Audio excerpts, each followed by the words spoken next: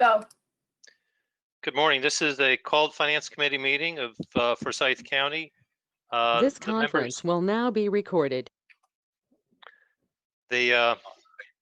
members of the Finance Committee are Commissioners Cooper, Brown, Mills, CFO Dave Gruen, and County Manager Eric Johnson.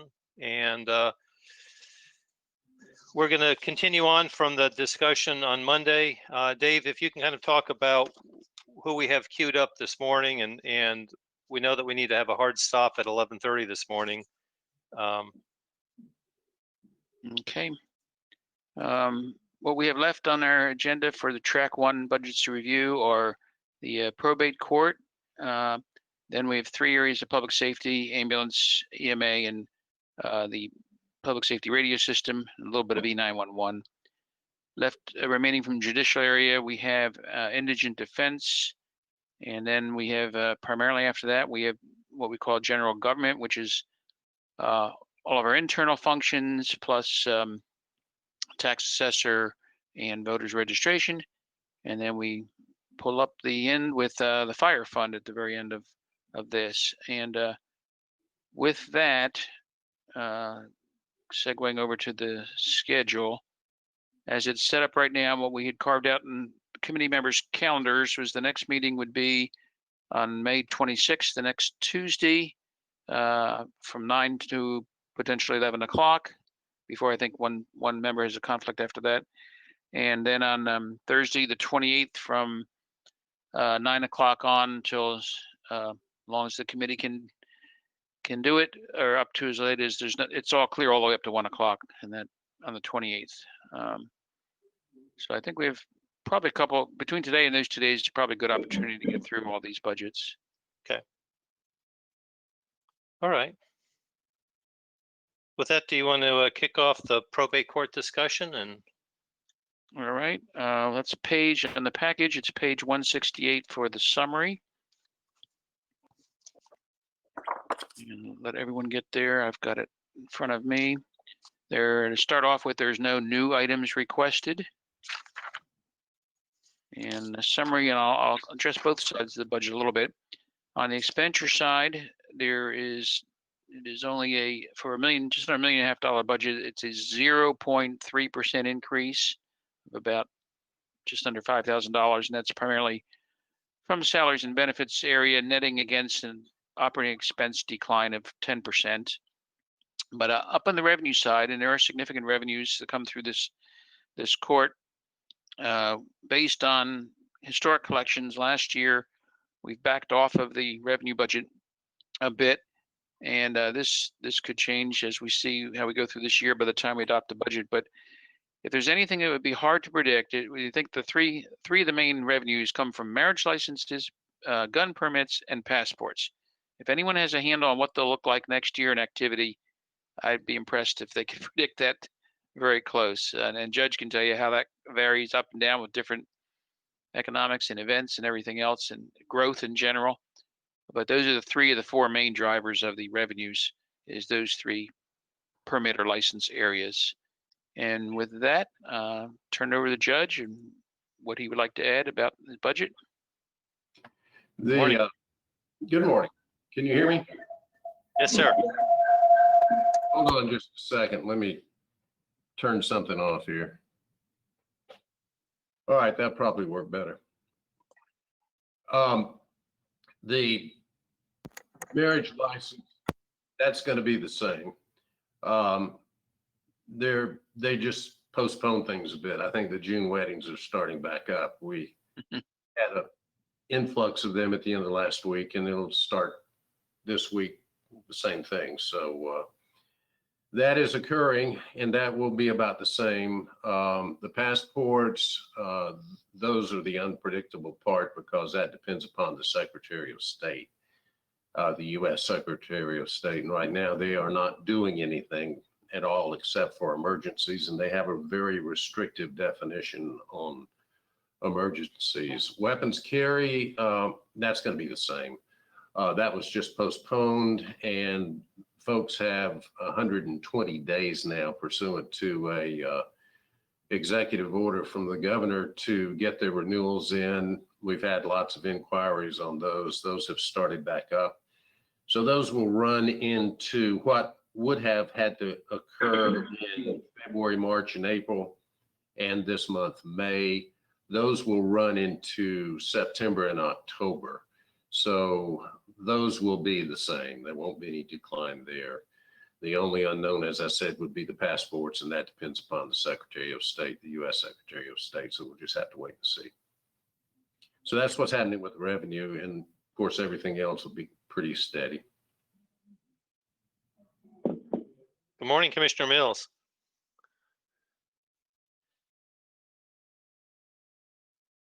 I guess she's still working, trying to get, there she is. I had to do the phone thing. Can you hear me? We Okay. can. Good morning. Good morning.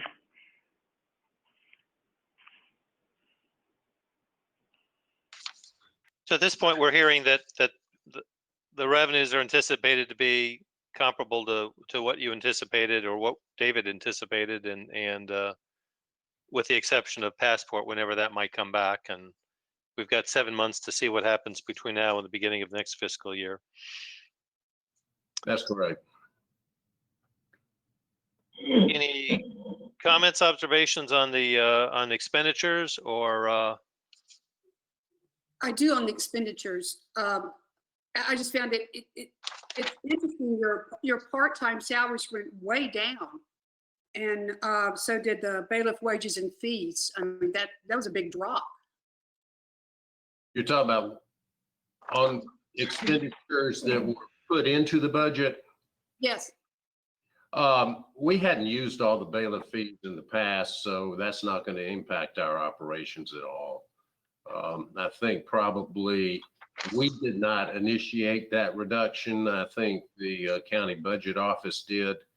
And is that the case, Ms. Sharp, that we were just high on what we had been expending on the bailiffs? Yes, that's right. Okay. And your part-time salaries also went down quite a bit. The part-time, yeah, we, I think, didn't we convert to a full-time position? That's what we did. We converted a part-time position to full-time, and that's why the part-time went down. Yeah, I think there was Thank also you. some funding there for a part-time budget that was not needed as much as was anticipated. That's correct.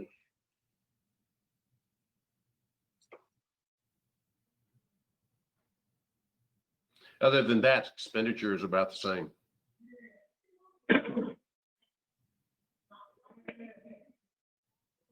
Bottom line. Thank you.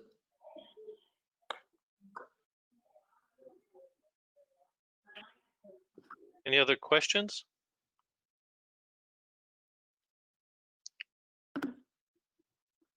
Okay. Well, thank you very much for joining us today and accommodating the shift in our schedule. No problem. Thank you very much. Yes, sir. Thank you, Ms. Mills. Thank you. Sorry I was late. All right, Dave, next. Next on the agenda, going back to the public safety 100, while people page,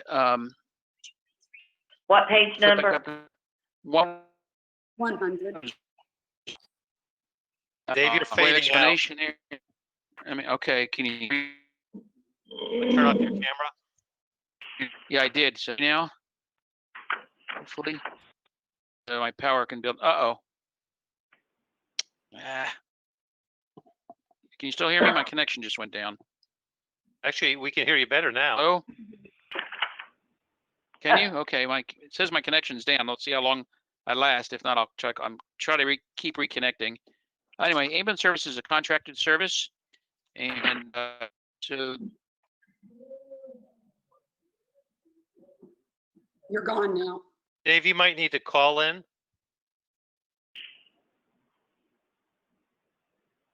that goes up by contract Dave, by Dave, we 3% can't per really. year until the contract is renewed. In line for her budget. I don't know, Don, if you want to add anything. Dave, you're fading in and out. You want to try to call in? Yeah, I'll try to call in. Okay. Call on your phone.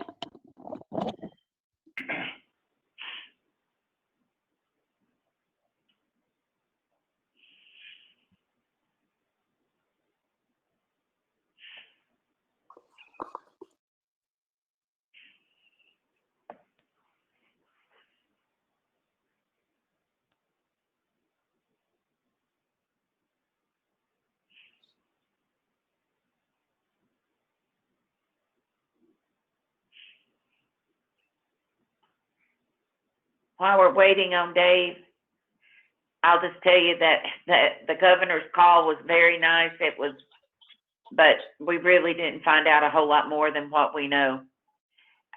Most of it is we're early on in the process. It's not, he did say he didn't think it was as bad as they had first anticipated. But that, and education and the thing, public safety and those things are going to take precedence over other things. But that, I mean, the question was asked, we're in the middle of budgeting. I mean, how do we know what to budget without y'all? And it was just, stay tuned. They're working on that CARES Act, and they're, right now, the one thing he did say, Eric, and this can be passed on to everybody, but that records are going to be vitally important in able to get some of the money recouped back to counties, but that it had a lot of strings attached to it.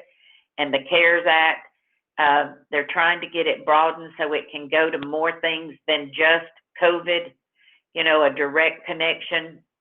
And that if we can talk to our federal government people, our, you know, congressmen, that try to get them to change. He said that be expecting on every penny you get to be audited on it.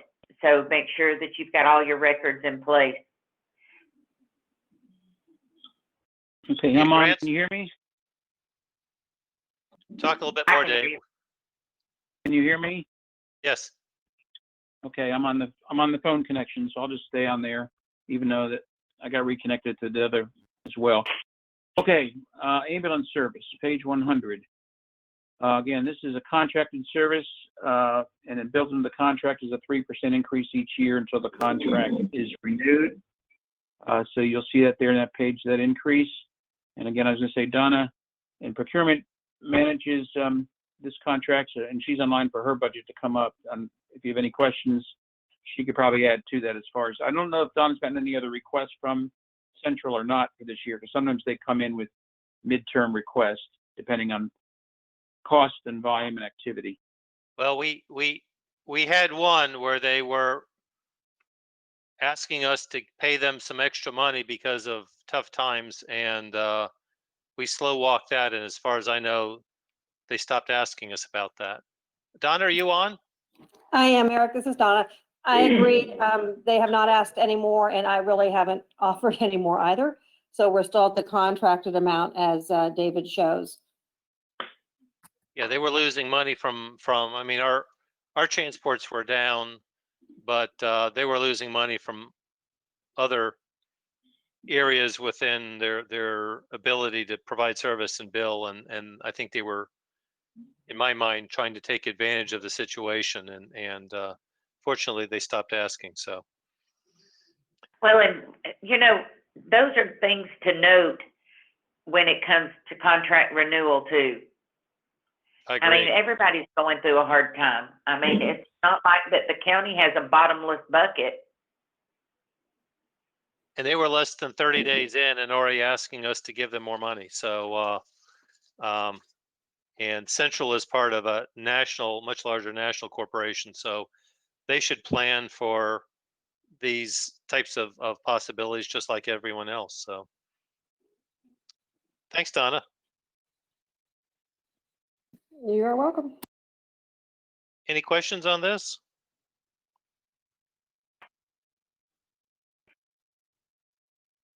Okay.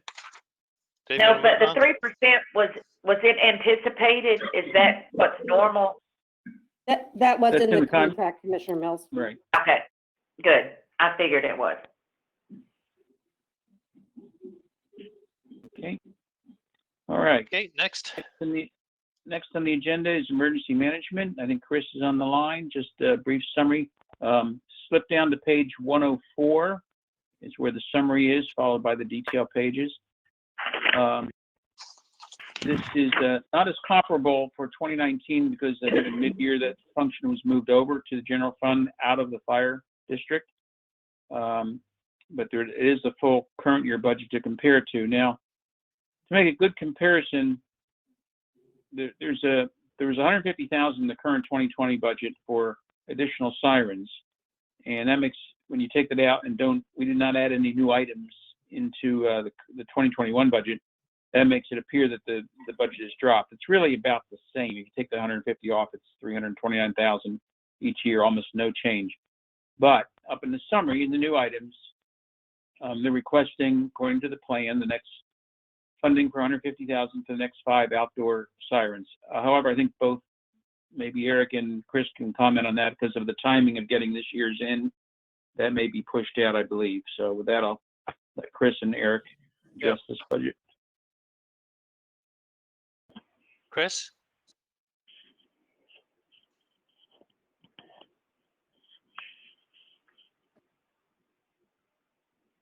Put your mic on, Chris.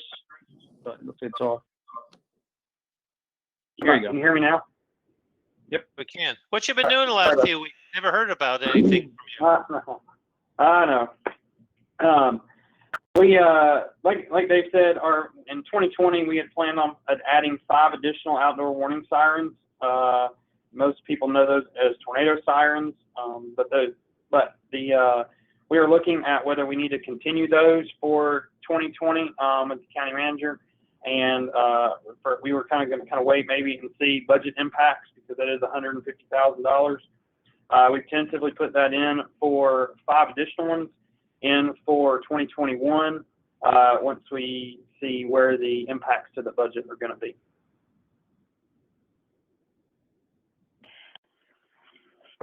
Hey, Chris, this is Cindy. I've got a question either for you or for Dave. I know that you get the 911 fees, and they can be used for capital purchases, correct? It can be if it's not, but there are specific capital purchases that it has to be. Like they have to impact the 911 center or communications to the 911 center. So they still have to go back to the 911. They have to be tied back to the 911 center. But those and I'll talk about that when I plan on talking about that a little bit when we get to the next budget, when we get to the radio system budget, to talk a little bit about that. Okay. I just think that we need to, especially during these hard times, if there's any way we can move and use those fees to help us with our general budget, it would be real beneficial right now for sure. Well, and on that, I agree, Commissioner. On that issue, next Tuesday, you're going to have a discussion about, I think, buying some equipment for the 911 center, and we're buying another dispatch module out of not module, but the what's the setup called? Console. No one console. A console out of public safety impact fees, and that's been our question to the city of Cumming, that they want us to spend impact fees within city limits, but we don't have a separate dispatch council within city limits. We have it in our public safety, public services center. So the challenge is you have one location, you've got towers in specific locations, and new growth impacts the need for more dispatches, and we really could use the city collecting the money without trying to question us on why we aren't spending it within the city of Cumming. And I think there's also a letter related to impact fees that was added to your agenda for Tuesday, so you may get into some of that. But on the weather sirens, we had a map that I think Finance had popped up that looked at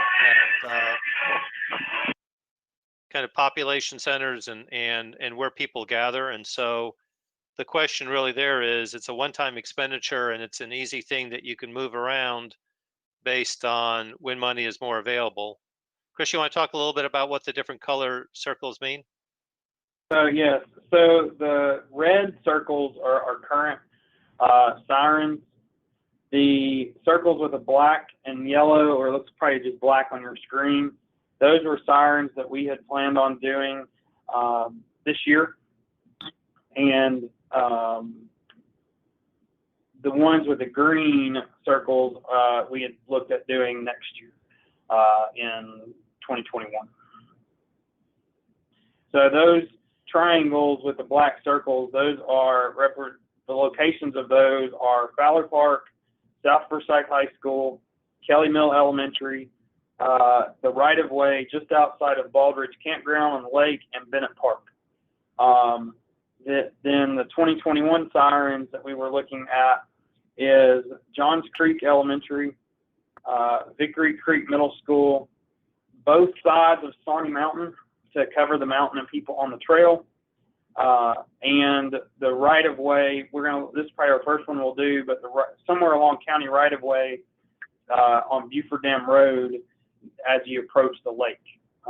So we can cover the campgrounds, the parks, day use parks, all that near the lake and some other outdoor areas. So what we're trying to do, as you know, we have 17 sirens in the county now. What we're trying to do is go back and look at where we have population centers or where we know there's large gatherings of people and that are not covered. So, for instance, I'll use Fowler Park, the backside of Fowler Park, where the tennis courts are. It really does not get anything that as big as Fowler Park is. The front side of it gets just a little bit of audio from Midway Elementary.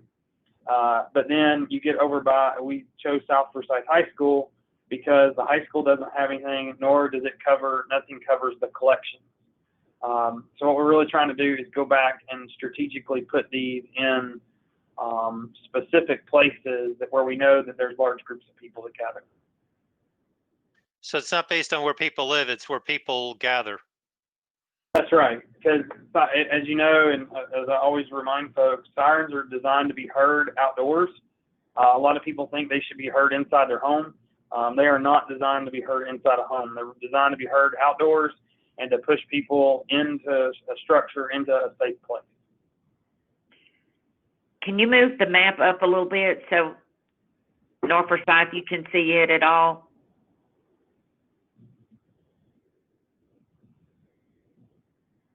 So you don't think one's needed at Lanier Land?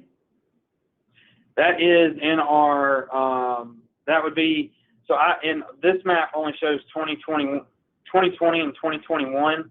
I have one that shows 2022, and Lanier Land is in that one. And Matt Park? And we basically grow about 5 every year for the next 3 years, and then after that, after 2022, then I would look at doing one, we would then go kind of on a 1 or 2 sirens and see where we need to add it at that point. So now Matt Park has one near, there is a siren at Liberty Middle School, Matt Elementary, excuse me. It's right there on Wall Statham Road at the entrance of Matt Elementary. Okay. So Chris, I talked about the city not collecting our impact fees, but we worked with the city last year on replacing a siren within the city and then tying it into our system. Can you talk a little bit about that? Yeah, we've talked to the city about doing that. Where we ran into a little snag is their siren currently on top of their water tower. That does not, that one there is not, we can't replace a siren on top of the water tower. We can't replace it one for one. So we're working with the city to find a location.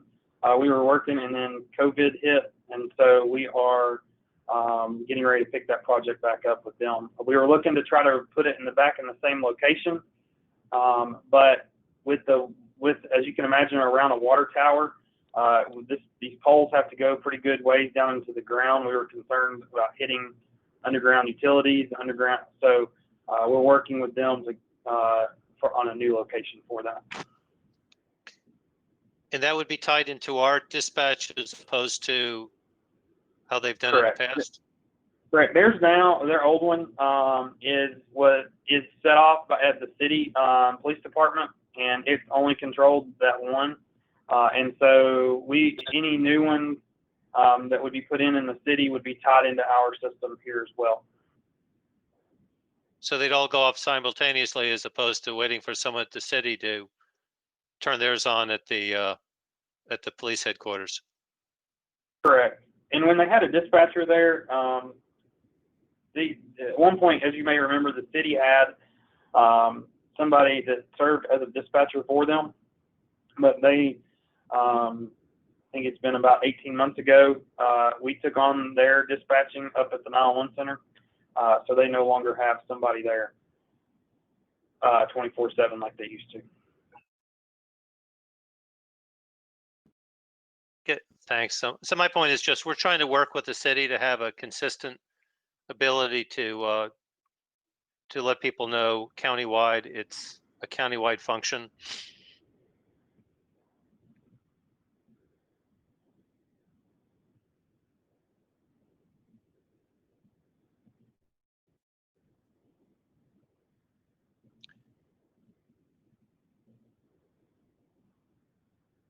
Any other questions for Chris?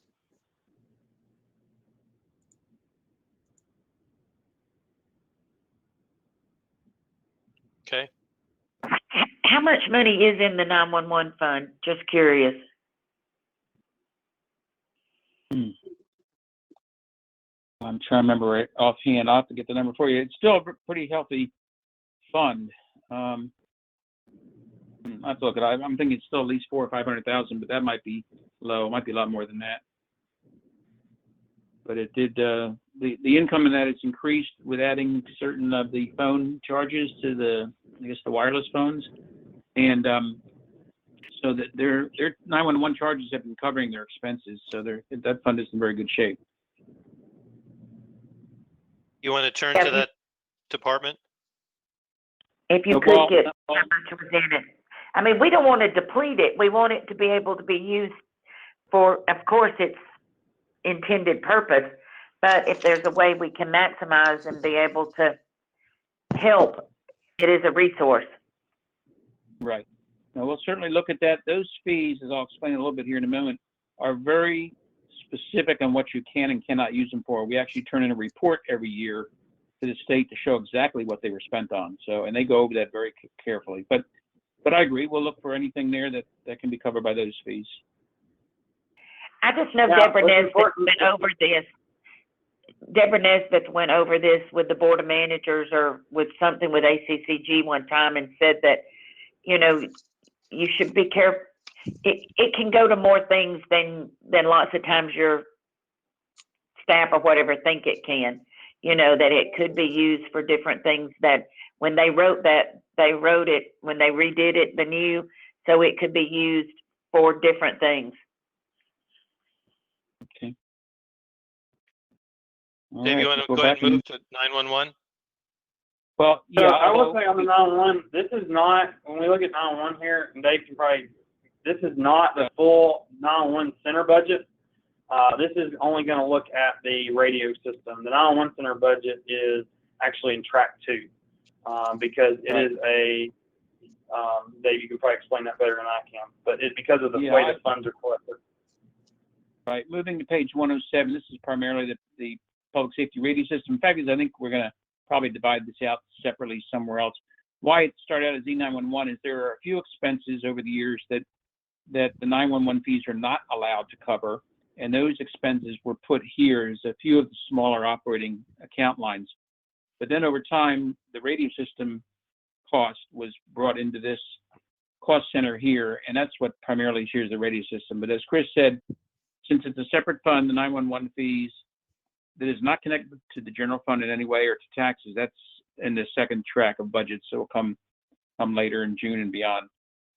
But right here is primarily the public safety radio system. And these are just the centralized costs. Well, let me go to the summary first of all. On page 107, There's actually a decrease in the operating expenses, which causes a 7% decrease in this overall budget, and there's no new items requested. The decrease has to do with some of the costs. I think we were able to move out to some of the other users. Now, as far as who the system is used by, is the sheriff's office, the primary users, public safety, fire, and then 911 along with them, as well as now, see, Chris, was that last year, the school board came into this so that they're running their bus radio system off our towers, and they give a large contribution to their share of the costs for the system.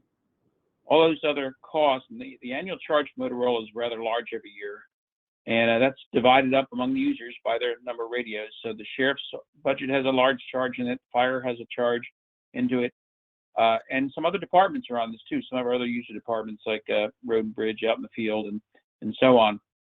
Water, I think, has a few radios on our system. So all the users are paying for their direct annual cost that goes to cover the Motorola contract. Right here, we have one staff, one employee, and the cost for running the central system. I think some of the utilities for the towers and so on are centered here. Beyond that, Chris, anything else to add to help our understanding of what's in this budget? Yes, I will say this is not reflected in here, but one project that we have had on the books for quite a while, I guess it would be the best way in our plan, is a new tower site out on Old Federal Road. As you know, population continues to grow. The plan there had been to pay for that with impact fees. And Commissioner Mills, to your point, 911 fees can pay for communications equipment, communications towers. And so that is where, because what we have seen is impact fees being down, the collection not being where we expected them to be, that we would likely go in to use that 911 fund for those expenses. And that, because that tower is needed, a new tower is about $1.5 million. So, but for all the equipment, all of the all the work, all the engineering, I mean, you're putting up a whole tower. And so we would be looking to use those 911 fees for that. So that would be a very large drawdown on those fees.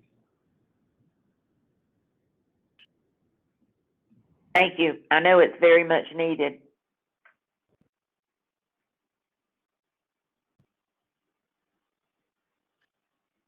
Any other questions on the E911 radio system?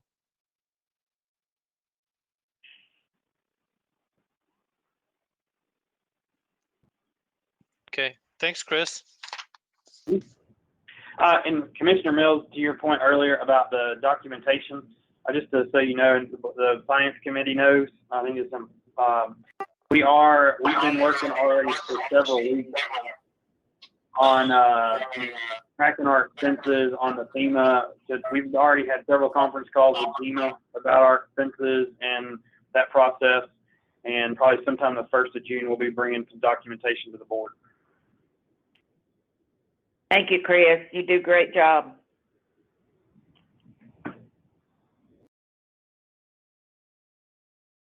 Okay, Dave, what's next? All right. What's next is, what we'll spend time in is Indigent Defense Office back under judicial on page 154. What we had showing on the agenda before that was something that got separated actually from the clerk of court on page 143. At least mention it on the way by. It's a small budget. This is for the Board of Equalization, which relates to the tax assessor values, property appraiser. And it's a small budget of about $40,000. This is a board that is appointed and it is managed by the clerk of court. So normally we should have paired that with him when he was here for his budget. But it's $40,000. It's a required board, and more than half of that is the fees that get paid to that board. But I want to at least mention that just so wonder what happened to it or why it's on the agenda. That was page 143. But if there's no questions on that, Dave? moving. So, Yes. Dave, well, just Yes. Because the salaries have gone up, is there a specific reason why that we should know? No, that's about it. If we have a specific question, I can go back to the clerk and get a more direct answer, but that's, yeah, that went up Did to there- 5,000. I just wondered, did they get an increase in what they get paid, or did they hire, I mean, they had to train more people? Yeah, that I know- don't know. I have to go back to Greg and ask him that. It's I it's a I small thought the dollar fee amount, went but up. it's a 25% increase. Right. Yeah, I thought the fees went up, but I have to confirm that with Greg. Okay. But anyway, what's there is what's needed to run that board. All right, page 154 is the summary for indigent defense. I'll give a brief introduction here. For those that may be attending that aren't familiar with this, in place of having a public defender, we're one of what's called the opt-out counties, where we have an office under the board that interviews people to qualify them, the defendants, and then different attorneys from a pool under what's called the tripartite committee of attorneys, defense attorneys that oversees their work, are assigned to various cases as the need arises from the defendants that are qualified by Connie's office. With that said, it's a large budget for those fees for defender's office, and it's just over, including some staff, over $1.5 million now, showing a 10% increase for next year. What has changed, though, you can see, is the operating expenses significantly up 13%. A couple of years ago, we were able to drop this budget by $200,000, and then the tripartite committee recommended increases to the fees, which Connie can speak to some more, and we finally saw the impact of that last year, which brought those costs back up again, and now this budget is catching up with that cost increase for the court-appointed attorneys. That being said, the one new item here, which is going to get a little involved because it involves the courts, and I'll let Connie address it. There was a request, actually through the courts, but Connie knew that they were looking for this and put it into this budget, to have an accountability court defense attorney brought on as an employee of the county to serve the accountability courts. And that's a little bit of a different model. We're struggling with where that would fit in as a county employee. With that, Connie, let you take it from there. Okay. The judges had requested, because the accountability courts are such a specialized court system, because they're dealing with the felony drug cases, the misdemeanor DUI cases, and then our mental health cases, which we have in our care court. So there really needs to be an attorney who is specialized in those courts to handle, instead of us now just having 2 or 3 attorneys handling those. The courts would like to have one attorney assigned to be our accountability defense attorney. Originally, they had requested that it go under my budget, and but since I am not an attorney, I cannot supervise an attorney. The courts were looking at it, and I don't know if they have had it in their budget or not, but they were looking at requesting that to be a standalone area where the attorney would be in their own department of an accountability courts. So that's all that I know about that. I don't know what the judges or the courts had talked to the commissioners about in their budget. So that's all I know about that. But also wanted to let y'all know, is Commissioner Mills, you were in the meeting with the governor this morning. I get a significant, a couple $100,000 from the state every year. And earlier this year, the governor had asked all of his agencies to cut 4%, which means that the funding that I got was cut 4%. I've been talking with the Georgia Public Standards Council, who is over the public defender's office, who provides that money to us. And the governor, I think, is what they're hearing is the governor is looking at least another 10% cut. Now, I don't know, Commissioner Mills, you said they're still looking at it this morning. But so I'm anticipating that I will take another cut on the state funding that I get. But I do have a couple of other revenue items where individuals pay application fees that are by the state requires. And then also individuals who are placed on probation reimburse the county back for their attorney fees as part of their probation. So I'd still have a couple of revenue items that are still available, but just not quite sure how the funding that I get from the state is going to be impacted. Yeah, it's scary when you hear 4%'s one thing, 14%'s another. Correct. I mean, it becomes scary with what is, I didn't get to ask the question, but I wanted to say, you know, as far as judicial goes, we're behind. Everything's backed up. And if you cut that 14% and people are furloughed, then how are we ever going to get caught up? You know, I'm scared of the unfunded mandates that are going to come to us that we're not going to account for. That did get asked, and he was just very non-committal because he said it's still too early on and that they're still looking at the number. It sounded sort of like what Dave said to us, you know, with the way things are delayed coming in, you don't know the impacts until you get a little farther down the road. They did keep talking about the Texas model and on the CARES Act and on the different things, and that they were looking to, and ACCG was pushing them to use the Texas model. So if y'all want to look up the Texas model, that might be what we're going to get. But they said it was a very simplistic approach that they think seems to work. But that's more of funneling money through to counties. But they also said that they didn't know how restrictive, unless the strings are loosened from DC, there's not a lot of funds that can be, you know, sent on to the counties unless it's COVID related.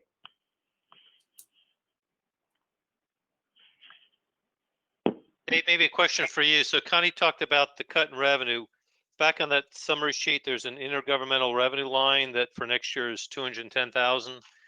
Is that what we're talking about? Yep. A 4% or 14% cut to? Well, that's the line. That's what we originally budgeted.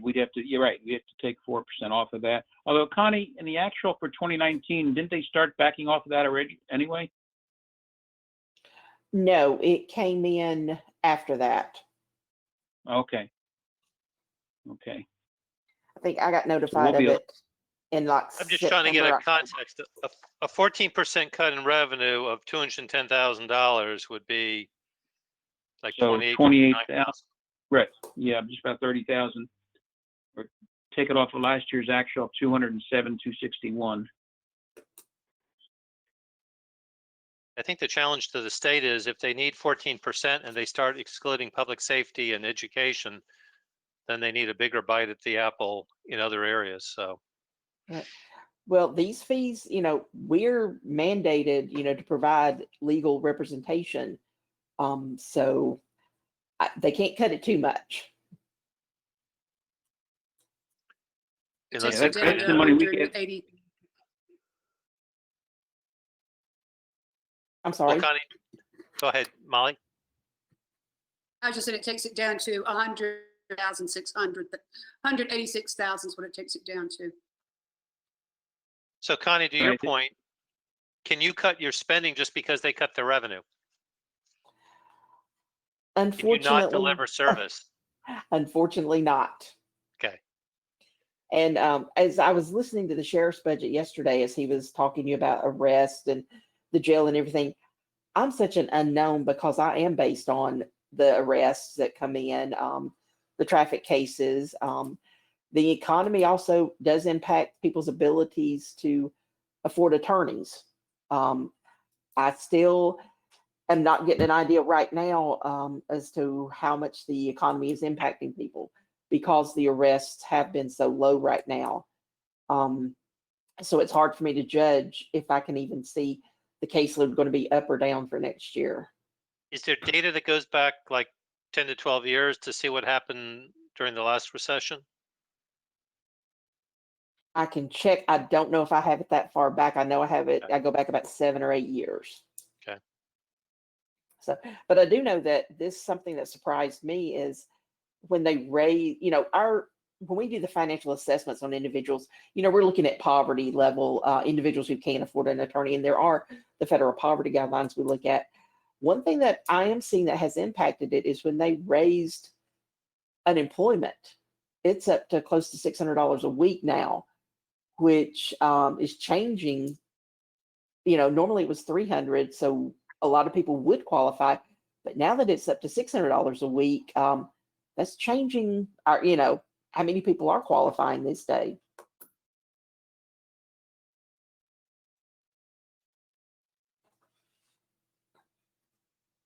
Any other questions?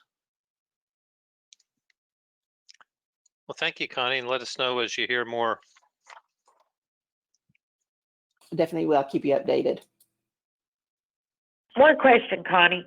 So if your court cases are delayed, will you have any money maybe left over that you're not using now? You know what I'm saying? Like the deferred, that definitely. might help in any way? Yes, Commissioner Mills, because the court cases are being delayed right now, and we're still not quite sure when the court system is going to get back on full swing again. That is definitely going to delay the payments that the attorneys are charging. So there definitely will be some delay. There may possibly will be some monies. I'm anticipating there'll be monies available after this year, because I don't see the court doing that.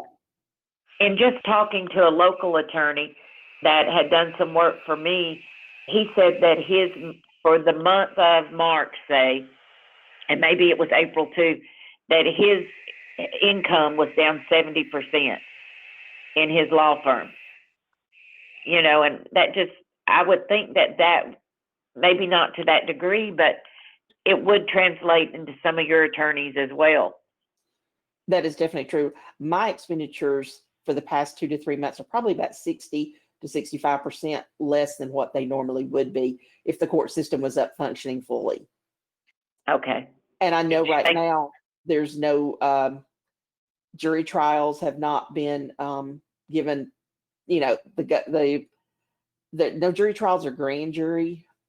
They've not been decided when they're going to start those back.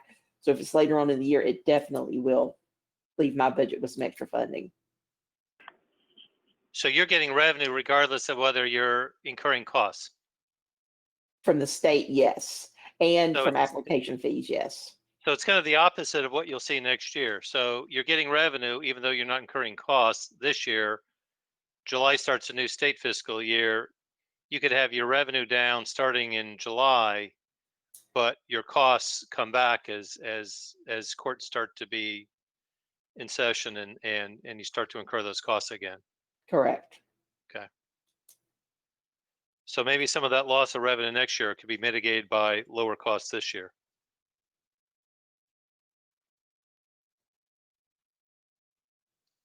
Well, I guess just total dollars, yes.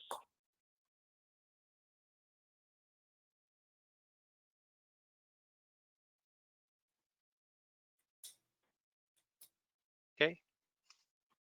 All right. Dave, who's next? Thank you, Connie. You're welcome. Well, now we're ready to move on to the general government section and start working our way through there. It begins with summary for the administration budget on page 181, and then from there the pages will go back in very close order. So let me just ask at the beginning, Commissioner Cooper, you suggested that we stop at this point.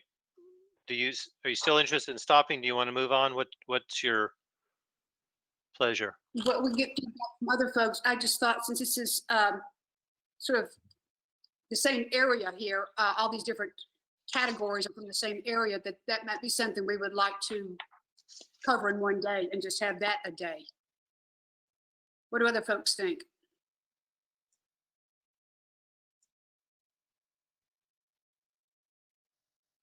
Yeah, that would be good with me too, Molly. That way it kind of keeps it categorized. If it wouldn't inconvenience anybody that's already on. Yeah, Well, that's why, if it's not an inconvenience to others. Now, they're all categorized as general government, but there's a lot of unrelated items here. I mean, it's up to the committee what you want to do, but we have, unless you want to pull a few out, we have a tax assessor here, we have voter registration, and then we have a variety of internal services like procurement and communications and finance and so on. What is as a compromise if we considered the tax assessor and voter registration? They're a little unique in terms of the reporting relationship, and they're both on. Okay, sure. And then we'll bring the departments that are more direct reports to me back at our next meeting. Okay, that's good. And with that, we can let all those people that I see that are on the call that are not related to Mandy or Mary that can go ahead and stay on if you like, or get off, and we'll bring you back at the next meeting.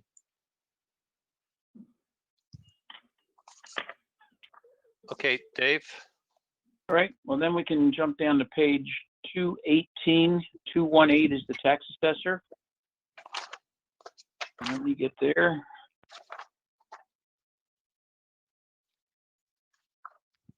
Ah, right there, okay. Tax assessor's budget, there is a request for, and both these budgets we're considering have requests for new items, so it's a good time to talk about them. What's requested here is one full-time additional property appraiser. Dave, do you want to talk about the underlying budget maybe first? And I'm sorry, I'm jumping ahead. Yeah, the summary of the budget and the expenditure side is up 3.35%. And that's primarily from the salaries and benefits. As if you look above there, the operating expenses are down 1.6%. There's no revenues assigned here. And overall, that budget is 37 positions. And then with that, there's a request for one additional appraiser. However, Mary had suggested cutting 4 part-time positions that were not working out as well as she'd hoped when she originally had added them to the budget. If those 4 are cut, that would offset the cost of this additional full-time position. And with that, is Mary Kirkpatrick on? Yes, I am. Good morning. Here you are. Good morning. Good morning.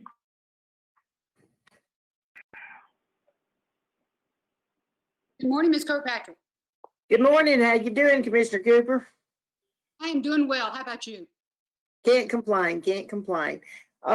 Basically, my request was to bring on one more full-time staff. I think other than that, I tried to keep everything at basic current service level without increasing too terribly much of anything. I did have 4 part-time employees that we were using to try to review the county, and that function did not work out as well as we had hoped. So we are basically going to abandon that. That will open up the money for the 4 part-times. Long-term, when I do request a full-time position, that does include the benefits that go along with that. But it has been about 5 years since we've added a position to the real estate appraisal side. So I was hoping financially the offset of those would help, and it wouldn't be completely a new position and to be required to fund a totally new position in this year's budget.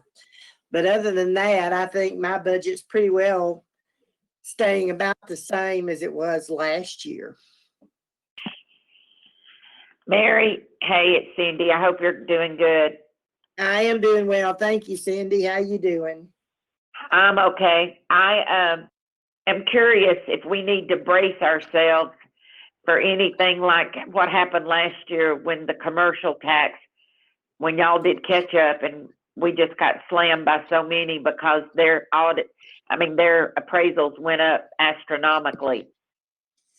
I don't think we're going to see anything of that nature this year, but I think what you are going to see is you're going to see, we're already receiving letters from commercial property owners requesting that we roll values back because of the economy. The business is hurting. Yeah, because, so many people have had to either make rental concessions, these commercial properties and, help people through this COVID crisis. And it's a unique situation for us because our evaluation date is January 1. And of course, nothing was happening on January 1. And if there is an economic impact, that would probably go into effect on next year's tax digest as opposed to what we're dealing with right now. So you know, I don't know what we're going to see, and I would like to be able to tell you, there is some requirement in the law that says we do have to consider actual income if we're looking at properties on an income basis, which they have dropped. I don't know how that will really impact us, but I think with the amount of, Dave puts in the budget for a loss, that 3% that he calculates in, we're probably going to be within the realm of that safely. So I don't think you're going to see any major loss this year. But it Wasn't is it 4%? year. I thought it was 4%. Well, Yeah, Dave, go ahead. I'm sorry.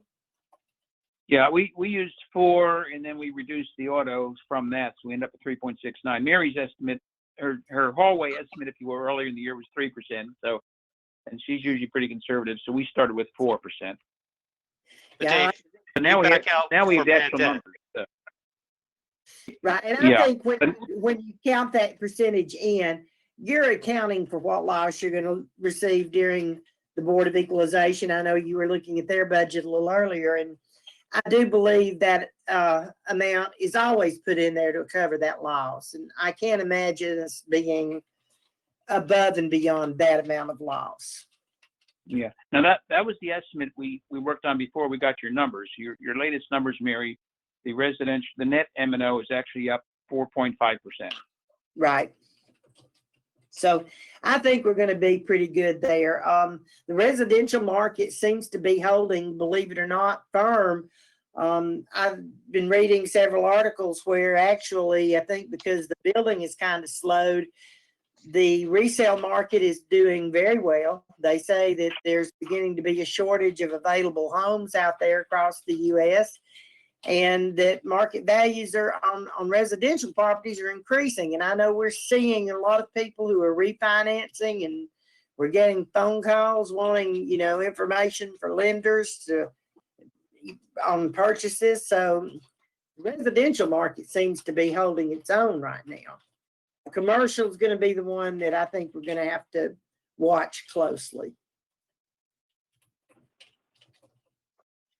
Dave, I think what I thought you might mention is how much you reduced the total for bad debt. Well, we budget 97% of the digest she gives us. So, yeah. Because historic collections normally run around 97% in the year that they are assessed. Now, eventually they're collected in following years, and those delinquent taxes and penalties are budgeted on separate accounts.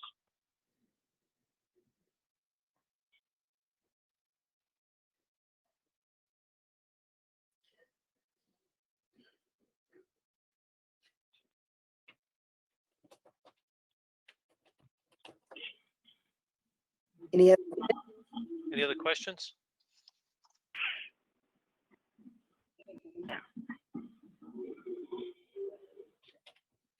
Well, I'll ask one, Mary. So back to your commercial, if people have lower income on their commercial properties, that should actually impact the value next January 1, which would affect revenue in the fiscal 22 budget.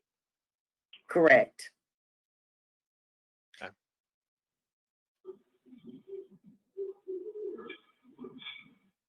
If we see a substantial decrease, I think that if things are opening back up, I'm hoping this is going to be a temporary glitch that, it may impact it a little bit, but I'm hoping we're not going to see a huge impact on this.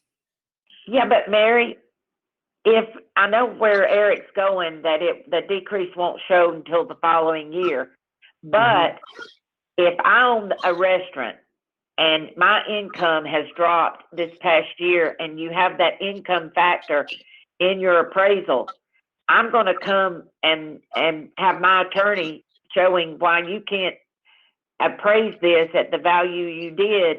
And I think a lot of those will have to be granted. I don't know how you cannot grant it when literally they've shut their doors at least 2 or 3 months. Right.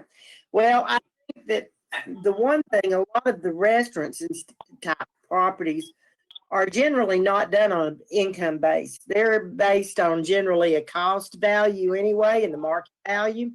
Cost to replace those. Your income valuations basically are generally applied more to shopping centers, apartment complexes, medical office buildings, things along those lines, where there may be, where people who rent those have had to give concessions to folks to keep them in business and keep them alive.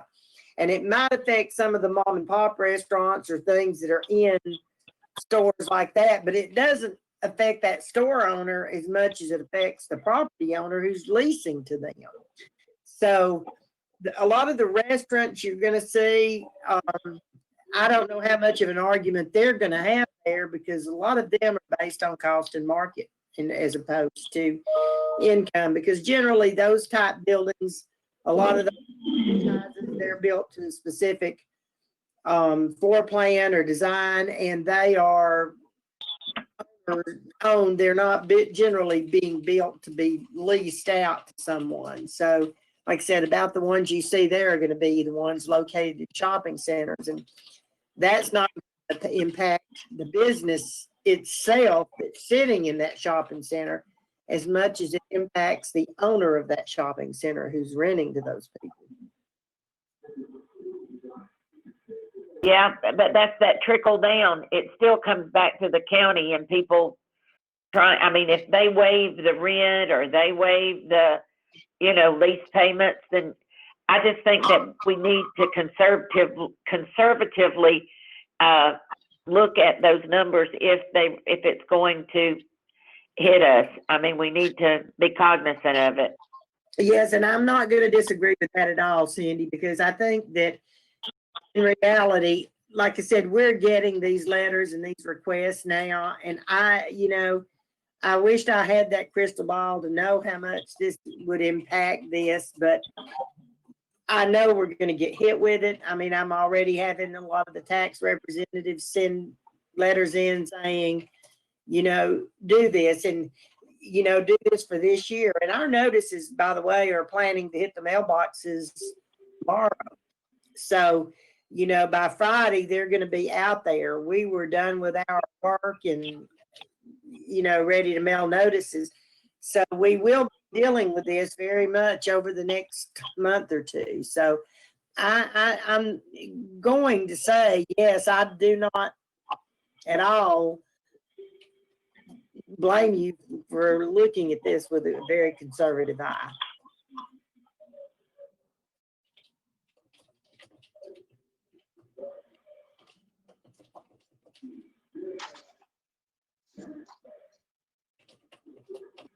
Any other questions?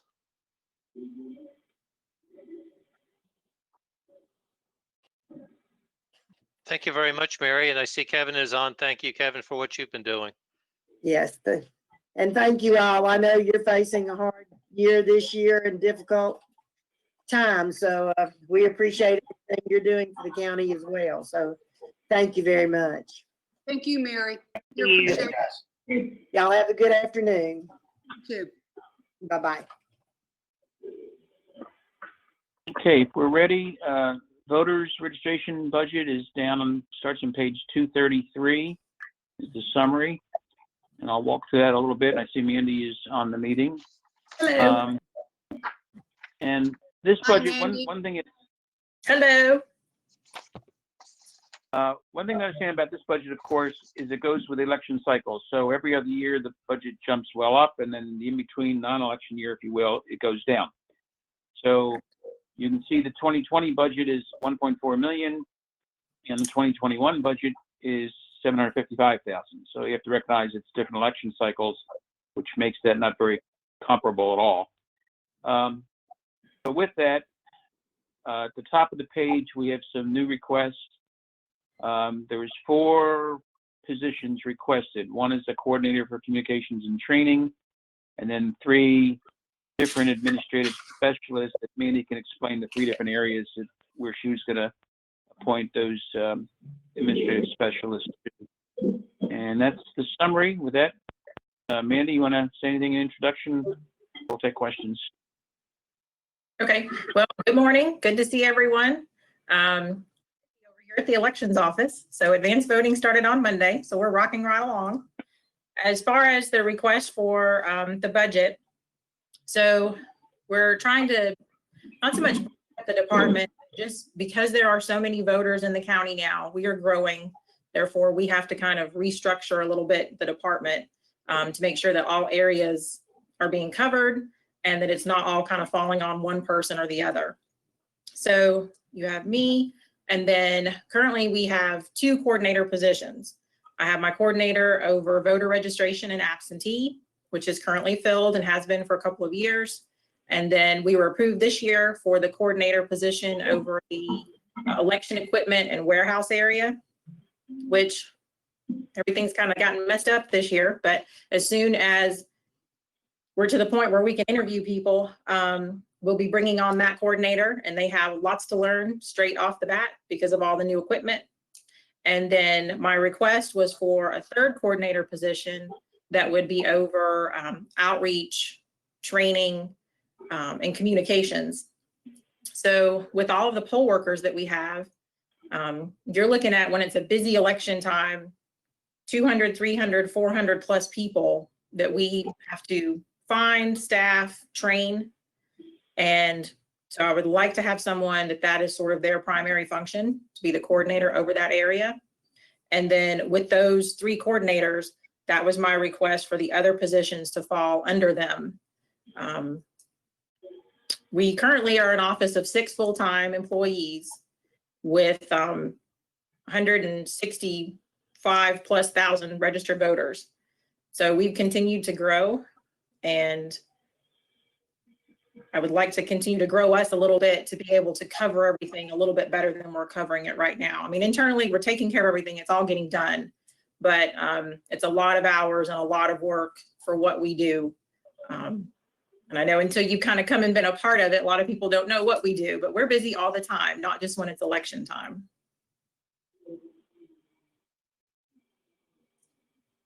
Mandy, I've got a question. I've been hearing on the news a lot about long lines and people doing extended hours. Do you think there's a need for that here? Commissioner Mills, as of this moment, I do not. I will say that that's subject to change as the days wear on. But our first 2 days of advanced voting, we had 237 people vote day 1, 240 vote yesterday. The longest time when we tested it was about a 26-minute wait to get from the side of the building into the room. And that was right around lunchtime, which is always our high traffic time anyway. And the poll workers, everyone are wearing masks. They are sanitizing prior to every voter. You know, every pen gets washed before the next voter comes in, the backs of the chairs, the front of the tables, the equipment. So, and I think that's as it should be. So I think we're doing what we need to do to ensure the safety of the voters and the poll workers that are standing there all day. But knock on wood, and I know I've heard about other counties and whatnot, but 26 minutes to wait, and you're practicing social distancing. We've got blue tape all the way around the side of the building. They've got places to stand. I think that's very reasonable. And we've had nothing but compliments from voters and just comments about the fact that they appreciated what we were doing. That's good to know. I mean, that's good for us to know when we get questions or whatnot, typically complaints, but I haven't had any about voting yet. No one's said, did you ever get your drop box that you were looking to get for for the ballots? We did. It's out affixed to the concrete out there, right outside our building, to the right of our front door. If you're looking at the building, it's in front of the handicap parking spots. And it's been there for, I guess, maybe a week and a half, going on 2 weeks now. So we empty it every day, at least. I mean, you know, sometimes twice a day. So it's averaging over 100 ballots every time we empty it. That's great. Are you going to be able to do, I know the governor or Secretary of State sent out something about counting the absentee ballots the day before. Have you got sufficient amount of workers and people to help with that? I'm working out the logistics. That'll probably be a weekend project, to be very honest with you. What they've done, the state election board has made an emergency ruling that allows us to start opening ballots actually the Monday week before election day.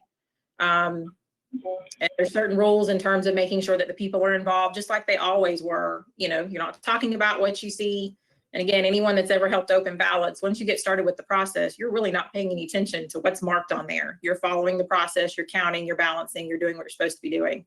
But ultimately, the idea being that we can open ballots, we can process them to the extent of making sure we balance, have all of our stacks, but we can't actually tabulate those votes until election day, which is as it should be, because you don't want any numbers and figures getting out ahead of time. Now, I'll be very honest, it's a wonderful thing because of the volume that we have. We've issued, I don't know that we'll reach 37,000 a day, but I think we'll be close. We've issued over 36,000 so far, absentee ballots.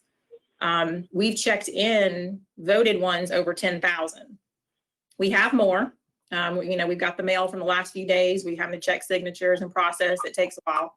But so we've gotten back, you know, approximately a third. So I would definitely entertain, and I'm hoping that I can arrange it so that we can start that process early. But what you have to keep in mind for us is during that time, advanced voting is still going on. The weekend prior to an election day, we're working all weekend. And this time it's a new variable because we've got the new equipment, which we have never used on election day yet. And from what I've been told from other counties who used it during the pilot session, which is as you would expect, it takes longer. Number one, it's new for us, so you've got to get into a system, but in general, the process takes longer. So, and as it is, I have the building, I've got it in quadrants. You kind of stay in your quadrant. We've been working that way for what, 8 weeks now. I've got different people in different areas and trying to limit their interaction. So I'm gonna have to do some, we play Tetris every day. We move equipment to be able to work here and we move it back. So we're gonna have to do that for sure to open any ballots. But that's the idea and the goal and the plan. And I'll certainly communicate that to the parties, to you guys, to the media, once we decide for sure how we will implement that. I mean, no one's been affected any more than your office has. I mean, that's a lot. I agree. I agree. It is. I don't need, wildest dreams or nightmares you could never imagine. I mean, and it's all working, it's all okay, and it's cool. And this is what we do. I mean, we take pride in what we do, but it has been something else, I must say. Yes. I think Barb went to a psychic and then decided it was time to leave. She saw this was coming. Apparently so. And I've done something wrong, apparently. I think we've got the right person in charge for this. And yeah, I drove by the other day and I saw on the weekend and I saw the Dropbox. So that's great. Appreciate what you're doing there. And obviously let us know if you need more resources as you get into this. We've provided some, but if you need more, then we'll look at what we can do to get more people out there to help you.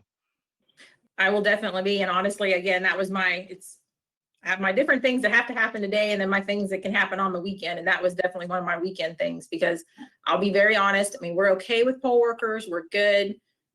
We've got several poll workers who I fully am aware we're waiting till we got going a little bit to see how things went before they would commit one way or the other to working. We understood that. But by the time election day rolls around, advanced voting, we're good. No worries. I've got 9 people assigned every day because I have to be careful too, because I can't have too many poll workers because then I'm already kind of filled up my area. But when it comes to election day, staffing 20 places plus our location for whatever part of absentee that we're doing, I'll be very honest, I'm going to be reaching out on that. But I need to do more numbers to figure out where we're going to be. But I think I will need some supplemental help. Just traffic control, people control, telling you where to stand in line, that kind of thing. Okay. But I thank you guys for the help that we have had. The folks that we've had working with us from other departments have been invaluable. From taping and cutting to sorting to scanning, it's all important and it's been awesome. Good. I wonder if the sheriff's office might have any extra employees if we get down to it. if the schools aren't going and they've had those SROs that have been extra, just a thought. Okay. I can reach Also, out there on do that. y'all give gloves? Do you give gloves for voters? We are not giving gloves to voters. All of our poll workers have been allotted gloves if they choose to wear them. And it kind of depends on what position you're holding. If you're just the line manager at the front, you're not necessarily taking paperwork. We're not mandating that you wear gloves. That's still your choice. But they're given gloves, they're given masks and face shields for those that choose to wear them, again, based on what position they're filling. And we've got hand sanitizer at basically every station around the room. And like I said, they're cleaning. I mean, I told them after day one, I'm like, you guys have done an awesome job. And I said, you've got to be exhausted because just the cleaning and managing that after every voter and sanitizing, I mean, they're doing a great job, but it's a lot of work. Would you have to clean it as much if every voter wore gloves? You really would. I think so, because my thing is, I don't know where those gloves have been. So, And they touch you their know. face and the glove is contaminated. right. That's why a lot of people, you're better off using hand sanitizer than gloves because gloves aren't necessarily clean. Correct. But I will say this, I mean, I'm in my office right now, but I coordinated myself over in the boardroom earlier weeks ago. And then I've moved into the other room and I have like a little window where I can look out into the polling room just so I could kind of watch the flow and see how things were going. And the majority of voters that are coming through have masks on. Some of them are wearing gloves, which is cool. We certainly supportive of that. But so that's very much commonplace for the voters that are coming through.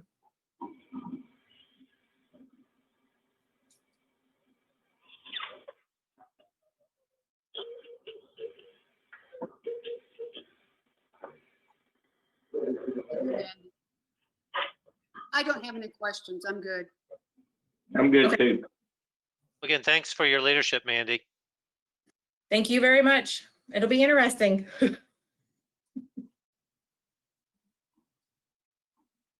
Thank you. Thank you.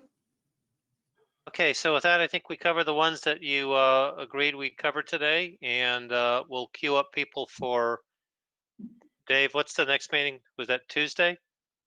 Right, we'll take what's remaining in this agenda from general government and fire and move it over to Tuesday at 9 o'clock. We'll also end up picking back up those who are back, who are off. We'll get Steve Zaring's 3 budgets and Avery's 2 budgets. You'll send out the agenda. So we have that. Right. Great. Thank you We'll very much. post that and everything. Wonderful. Thank you. Thank you. Thanks. Do I have a motion to adjourn? So So moved. moved. Second. Second. All in favor? All right. Okay, Bye. have a great day.